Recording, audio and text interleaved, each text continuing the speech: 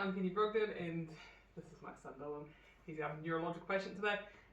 We are assuming that all the initial scene size up and safety considerations are done. I'm wearing PPE.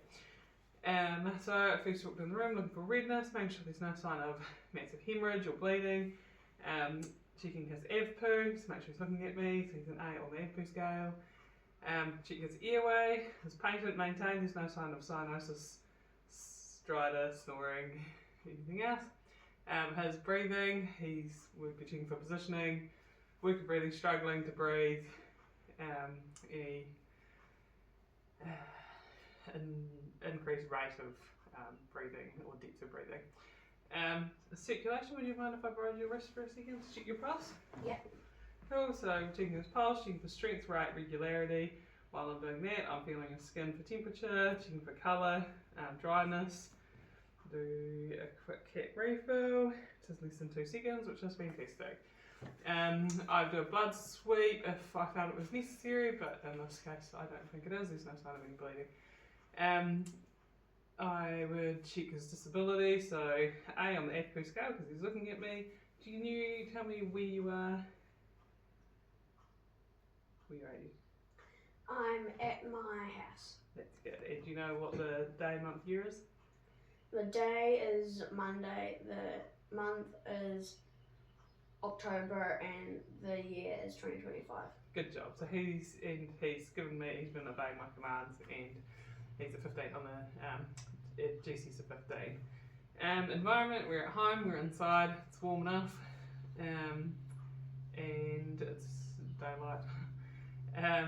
So now I would make a decision whether I was going to have a high acuity patient do a rapid trauma assessment, or if he's low acuity, do a 4 frames assessment. And today we're going to be going through a 4 frames neurological assessment, assuming we've been called to a neurological patient. So chief complaint has come down as neurological. He's got some sort of neurological symptoms. Before we start our questioning, a bit of a time frame. What's caused you to call the ambulance today? Don't need to answer that. And when did this start? Was there anything leading up to this in the last days, weeks, months that you felt contributed to the call today? We would go through questioning about his symptoms. So we would start saying, when was the onset of the symptoms or the pain? Whether it started today, whether it came on gradually or suddenly. Did they wake up this morning with some severe headache or something like that?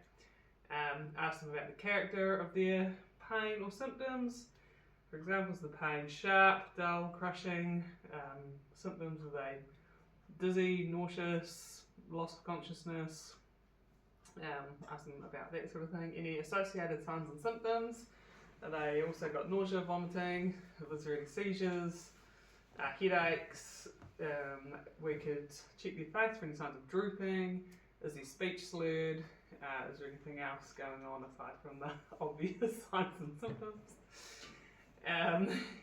What provokes or palliates the pain? Is there anything that makes it better or worse, or the symptoms? Often if people have got severe headaches, light, they can become photosensitive, so does taking the light away help with the dizziness or pain in the head? Anything like that provokes or palliates. The severity, if it's a pain, I would ask them on the Wong-Baker scale. If it's 0, no pain, or 10, the worst pain they've ever felt. Try and get a gauge on that scale of how severe their pain is. Get them to point out the exact region of the pain or symptoms, whether it's head, loss of consciousness, nausea, chest, limbs, and find out if they have any other issues.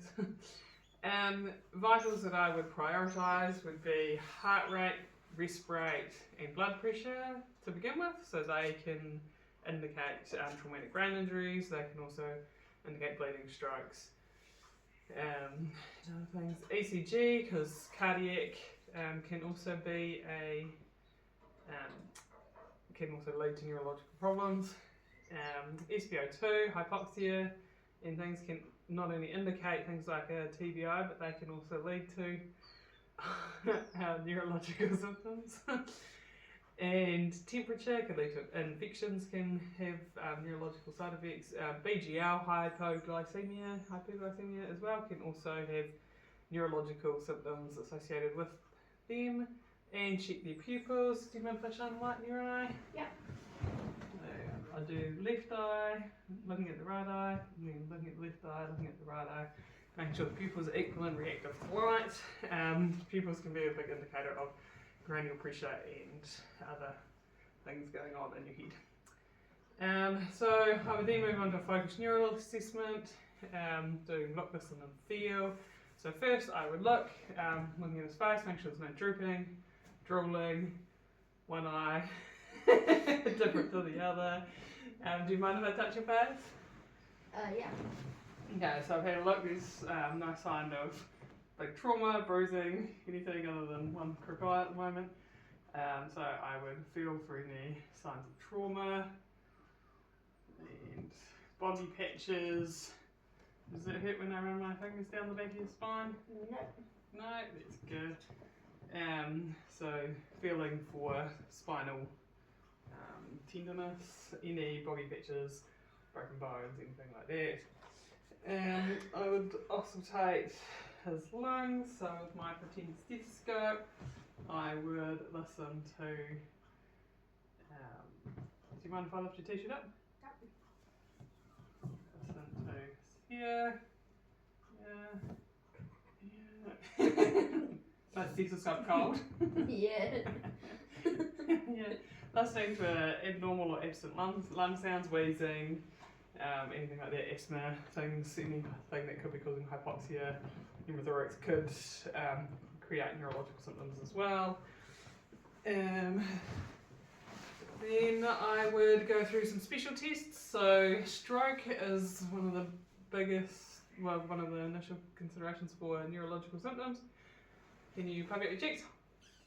Can you puff out your tongue? Can you close your eyes down tight? Yep, so covering off the fast. So face, we looked at his face, making sure that's even. Can you hands out like this? Close your eyes. We'd be looking for one or other hand to drift off. That's good. Oh. Yeah, so that's arms. Next we do speech. He's been talking to me, so you'd be assessing whether or not that was abnormal for him. Often ask the family member. Sometimes people with previous stroke history can also have slurred speech or other issues that could cause slurred speech. Strength, can you squeeze my fingers? Do they feel even? Can you push them towards me? And pull them away? That's good. And another test we could do is, can you push your toes towards me? Yeah, that's making sure they feel even and they're active. You feel this? Yep. You feel this? Yep. Feel the same? This one feels a little bit different. Does it? Yeah. Cool. Cheating cat refill in both limbs. Making sure, same thing, we take socks off, that they're warm, skin temperature and everything's fine, making sure that there's no neurological issues going down to his feet and it's fine. So, have you had any loss of consciousness? Have you passed out? Yes, before. Oh, yeah, okay, so that's something to take note of. I'm going to get you to remember 3 words for me. Can you remember pink puffy unicorn? Yeah. Okay. So, motor, we've checked his strength and his facial motor skills. Can you poke your tongue out and say ah? Cool, that checks off one of the cranial nerves as well. Checked his limb base lines. Does this feel the same as this? This one's a little bit different. Is it? Yeah. And then check cap refill of both hands. Yeah. That's good. Other tests we can do is the Rombergs. We'll check for balance and gait. Can you stand up for me, please? Okay, put your feet together. That's good. Close your eyes. That's good. And nothing happens. That's good. Can you take 2 steps that way? That's good. Spin around. 2 steps back. Yep, that's good. Now you can get to lie on the couch for me. Okay, so some other tests you can do to check for meningitis. If you Just relax. Is it alright if I push your head forward? Yeah. Okay, so if we push his head forward, that's good. If he either had trouble with nuclear rigidity, not putting his head to his chest would be an issue, or if his legs lifted up, there can potentially be a sign of meningitis. Another meningitis thing we can do is, I think, the Koenig's test. They lift him up to 90 degrees, and then if you straighten his leg and he has to lift his head forward, is another sign of that it's irritating the meninges and that he could potentially have meningitis. Can you hop back up on the other chair? Coordination's good. Right.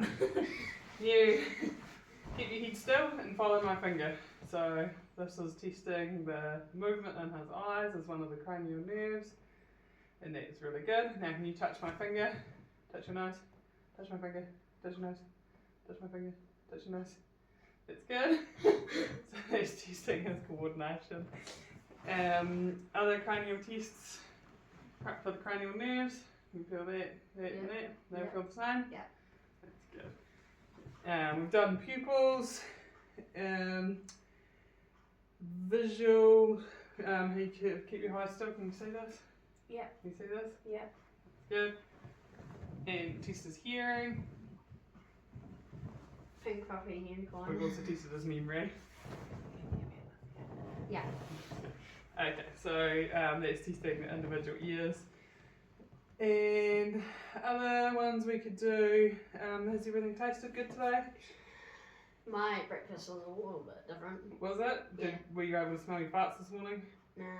No? No farts? Okay. So there might be a problem with the smell. And we've already checked the muscles in his tongue by poking them out saying I think that's... can you put your heads from side to side? You can shrug your shoulders. Yeah, so that's all even. So that's most of the cranial nerves checked off. Other signs and symptoms that we would want to be checking off for Putin negatives and other things that could cause alternative differentials, things like cardiac problems. So we would put an ECG on him, make sure that we've got a picture, make sure there's not a cardiac issue that's causing neurological symptoms. Also, any edema in his ankles, which is also could indicate cardiac issues. We've already checked his blood sugars and things, but check his respiratory system. Anything to do with respiratory hypoxia can also cause neurological symptoms, asthma, anaphylaxis. We've been checking his skin to make sure he doesn't have a rash anywhere, bee stings, check abdo, urinary and reproductive, make sure that there's no UTIs that could be causing neurological symptoms, any pain in your abdomen. You've got a sore tummy? No, that's good. Have you been going to the toilet okay? Yep. Eating and drinking okay? Yep. That's good. Musculoskeletal, do you have any pain in your arms or legs? No. We've seen his gait's good and everything like that. His strength is really good and even on both sides. Other things you could check, is he geriatric? No. Is he pregnant? No. Dementia, anything like that, that could be normal for them but maybe exacerbated. Dementia in particular can have worsening neurological symptoms if they're under stress or have had any big changes in their lives. Checking for anaphylaxis, sepsis, anything out of the ordinary like that. Red flags, headaches, something that can seem minor. Make sure you check out your red flags table on the CPGs, things like getting worse, severe, altering their vision, hearing, ringing in their ears, any loss of consciousness associated with that, or major trauma. Consider the mechanism of what's caused the headache. Are you on any medications? No. No. Do you take any drugs? No. Do you drink alcohol? No. That's good. Do you, if they are on any regular medications, make sure that they are compliant, they're taking them regularly the way they're supposed to take them. A lot of people misunderstand how they're meant to take their medications. Has there been any changes to their medications lately? Do you have any allergies? No. No. Do you live, how do you live? Where do you live and who do you live with? I live with my family and I mostly just sleep my whole life. Oh, that's good. Do you have any girlfriends or wives? No. Boyfriends? No. That's cool. Do you go to school or work? No. No? Oh, yes. You will be going to school in about 5 minutes. Do you smoke? No. No. And I would also ask if you had any family history of anything in particular, bleeding, strokes, cardiovascular problems, any history of seizures in your family? No. Alternative differentials could be things like cardiac problems, respiratory problems, metabolic problems like diabetes can also cause altered level of consciousness or neurological symptoms, so they're all things to be considering. Spinal cord in particular is one to make sure that you've signed off. So then at the end I'll reiterate our findings with the patient, make sure that they understand everything that we've tested them for, and if we've found anything we'll chat to them about that. If they have any ideas about what could be wrong with them today, and I would also check what expectations they have of moving forward. Do they want to go to hospital? Do they not want to go to hospital? Have they got any fears? Have they got any questions for me about anything that's happened today? Do you have any questions for me? No?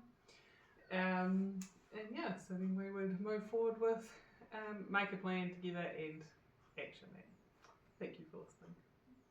Thank you for helping.